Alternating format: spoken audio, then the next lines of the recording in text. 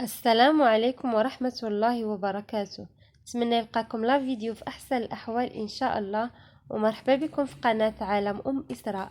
إلغاء عيد الأضحى بالمغرب، تابعوا التفاصيل في الفيديو. لا زال موضوع إحياء شعيرة عيد الأضحى بالمغرب تثير كثيرا من الجدل عبر منصات التواصل الاجتماعي، سيما في ظل استمرار ارتفاع أسعار اللحوم الحمراء بصنفيها بشكل غير مسبوق، حيث يرى الكثير من المتابعين والمهتمين بأن الظرفية الحساسة التي تمر منها بلادنا بسبب تداعيات الجفاف تفرض إلغاءها هذه السنة. وفي الوقت الذي لم تحسم فيه الحكومة بشكل نهائي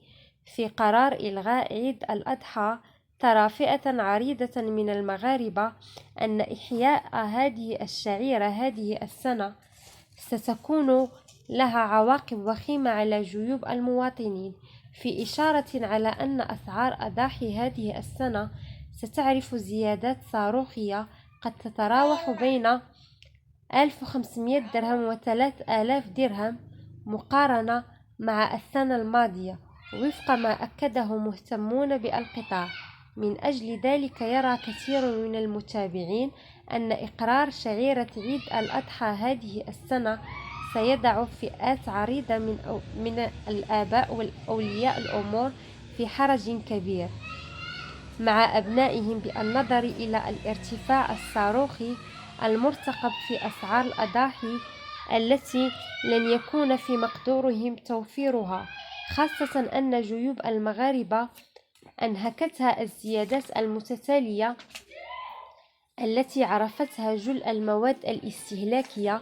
خلال الشهور الماضية بسبب تداعيات أزمة الجفاف التي عرفتها بلادنا من جهة، وارتفاع أسعار المحروقات من جهة أخرى.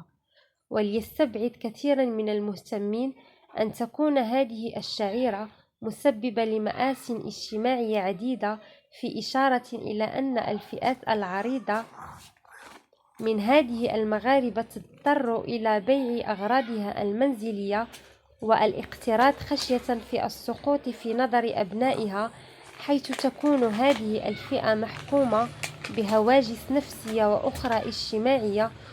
تجبرها على فعل أي شيء مقابل رسم بسمة على شفاه أبنائها. شكرا جزيلا على حسن المتابعة، وما تنسوش إلى عجبكم لا فيديو تابونوا في القناة وتفعلوا الجرس باش يوصلكم كل جديد.